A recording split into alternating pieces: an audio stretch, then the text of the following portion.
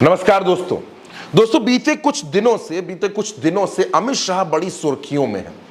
कभी सदन में वक्फ बिल के मसले पर, कभी अखिलेश यादव के साथ हंसी मजाक करते हुए, कभी मणिपुर पर बोलते हुए। लेकिन अब एक और खबर निकल करके आ रही है, वक्फ बिल से इतर की खबर है, लेकिन आपके लिए जाननी बेहद जरूरी है, आपको पता होनी बेहद जरूरी है।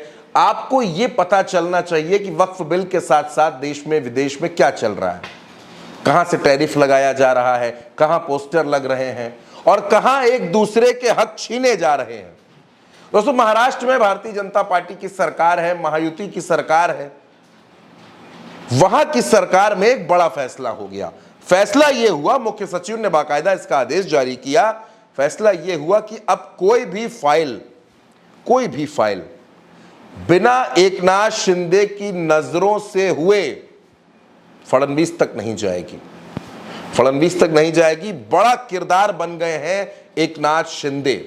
वही एकनाथ शिंदे जो महाराष्ट्र चुनाव के नतीजे आने के बाद नाराज हो गए थे, अपने गांव चले गए थे, गुस्सा हो गए थे, डिप्टी सीएम के पद पर राजी नहीं हो रहे थे। फिर उन्होंने कहा कि गृह विभाग हमको दे दिया जाए, वो विभाग नहीं मिला। शिंदे के कुछ अपने लोगों की छुट्टी फडणवीस ने कर दी, तो शिंदे भागे भागे दिल्ली भी पहुंचे थे, मोदी जी से, नड्डा जी से, अमित शाह जी से मुलाकात की थी। और उसके बाद अब यह फैसला हुआ कि महाराष्ट्र में वो कोई भी फाइल जिस पर मुख्यमंत्री के दस्तखत होंगे, यानी देवेंद्र फडणवीस के हस्ताक्षर होंगे, वो फाइल एकनाथ शिंदे की टेबल पर जाएगी और उसके बाद वो फडणवीस की टेबल पर जाएगी। यानी पहला अप्रूवल आप शिंदे से लेकर आइए। एकनाथ शिंदे यस कहेंगे तभी फाइल आगे जाएगी, वरना वो फाइल वापस चली जाएगी।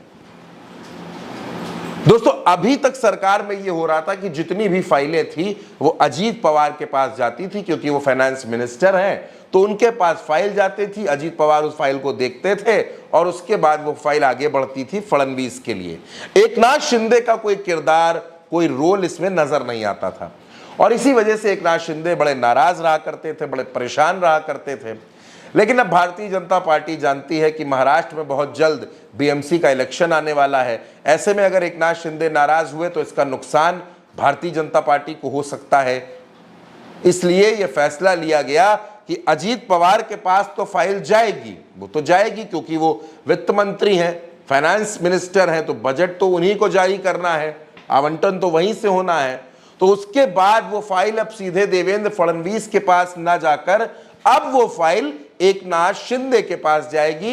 एकनाथ शिंदे ये तय करेंगे कि इसमें आगे क्या होना है और वो अपनी राय भी लिखेंगे, वो अपने सुझाव भी लिखेंगे कि मुख्यमंत्री को इस पर क्या करना चाहिए, क्या नहीं करना चाहिए, ये भी एकनाथ शिंदे बताएंगे।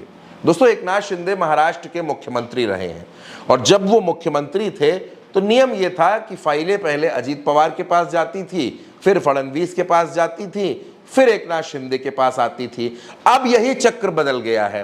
अब फाइल अजीत पवार के पास तो आ रही है, लेकिन फडणवीस के पास जाने से पहले वो फाइल एकनाथ शिंदे के पास आएगी। यानी एकनाथ शिंदे का कद ऊंचा कर दिया गया है, उनका पावर बढ़ा दिया गया है, क्योंकि लंबे वक्त से एकनाथ शिंदे इस बात को लेकर परेशान थे कि महायुति की सरकार में उनको वो सम्मान मिल पा रहा जिस सम्मान के वो हकदार हैं। महायुति की सरकार में उनके फैसलों को कोई सीरियसली नहीं ले रहा, ये गुहार भी उन्होंने लगाई थी। और अब इसी के बाद ये फैसला लिया गया कि एकनाथ शिंदे का पावर बढ़ेगा। तो दोस्तों, एकनाथ शिंदे का बढ़ता पावर क्या अजीत पवार को नुकसान करेगा या फडणवीस का नुकसान करेगा? क्या ये फैसला महायुति में और दरारें पैदा करेगा? इस खबर पर आपकी जो भी राय हो, आप अपनी राय कमेंट बॉक्स में हमें जरूर बताइएगा। उल्टा चश्मा यूसी को सब्सक्राइब करिएगा। नमस्कार।